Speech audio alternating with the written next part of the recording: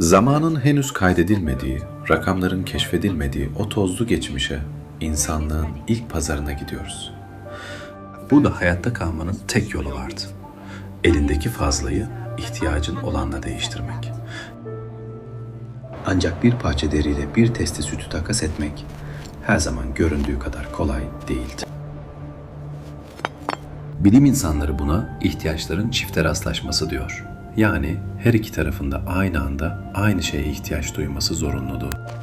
Eğer avladığın etin karşılığında kimse sana buğday vermek istemezse o gün çocukların aç kalırdı.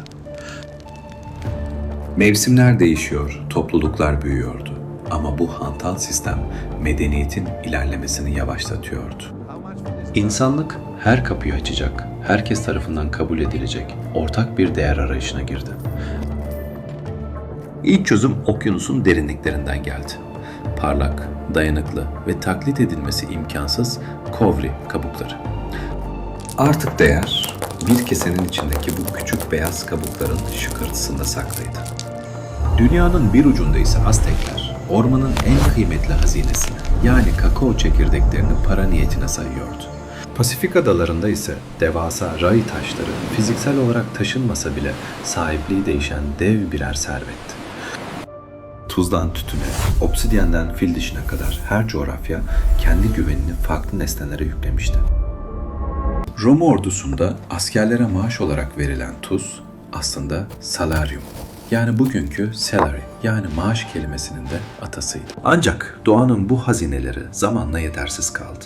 Dünya artık daha kalıcı ve bölünebilir bir maddeye, metale muhtaçtı. Mezopotamya'nın devasa ziguratları sadece tanrıların evi değil, aynı zamanda tarihin ilk bankalarıydı. Katipler, kil tabletler üzerine ilk finansal kayıtları düşerken yeni bir birim doğuyordu. Şekel. Adana gibi metropollerinde Hititli tüccarların bellerindeki kuşaklarda gümüş halkalar asılıydı. İhtiyaç anında bu halkalardan parçalar kesilirdi. Her alışverişte teraziler kurulur. Gümüşün ağırlığı ve saflığı titizlikle kontrol edilirdi.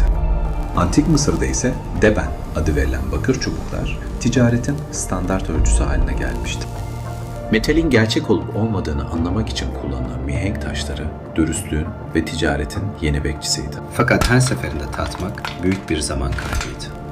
Paranın gerçek bir kimliğe bürünme vakti gelmişti. Anadolu'nun kalbinde Sardes'in sularında akan altın tozları yeni bir çağın müjdecisi gibi parlıyordu. Lidyalılar doğada karışık halde bulunan altın ve gümüşü potalarda eriterek saflaştırmayı başardılar. Hazırlanan bu değerli alaşım standart ağırlıktaki küçük metal yumrular haline getiriliyordu. Ve sonra o büyük an geldi. Kralın gücünü temsil eden aslanbaşı mührü metale ilk kez vuruldu. Bu darbe sadece bir şekil vermiyor, devletin o metalin değerine kefil olduğunu tüm dünyaya ilan ediyordu.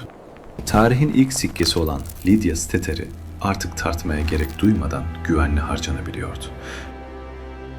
Lidya'nın başkentinde ticaret bir anda hızlandı. Pazar yerleri daha önce görülmemiş bir zenginliğe kavuştu. Kral Karun'un dillere destan hazinesi, paranın doğru kullanıldığında nasıl bir imparatorluk yaratabileceğini gösterdi. Bu devrim Anadolu'dan başlayarak antik dünyayı bir ağ gibi sardı ve medeniyetin yeni motoru oldu. Yüzyıllar geçtikçe ticaret yolları uzadı. Altın ve gümüş kervanlar için taşınamayacak kadar ağır bir yük oldu. Uzak Doğu'nun bilgeliği, Çin'de kağıdın hafifliğiyle paranın gücünü birleştirmeye karar verdi. Uçan para olarak adlandırılan ilk banknotlar aslında altının yerini tutan birer emanet makbuzuydu. Ağaç bloklardan yapılan baskılarla çoğaltılan bu kağıtlar tarihin en büyük toplumsal sözleşmesini başlattı.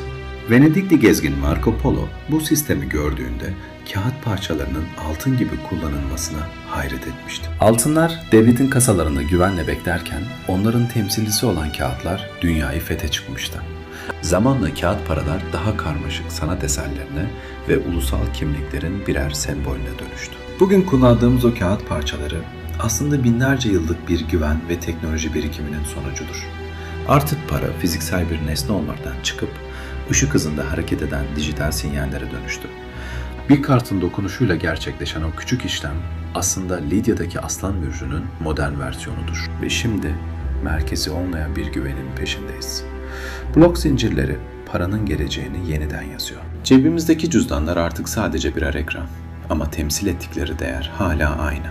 Emeğin karşılığı. Görünmez veri ağları dünyayı sararken para artık saniyeler içinde kıtalar arası yolculuk yapabiliyor. Mağarasında takas yapan o ilk insandan dijital dünyayı yöneten günümüz insanına uzanan bu yolculuk hiç bitmedi. Paranın tarihi aslında insanın birbirine duyduğu güvenin tarihidir.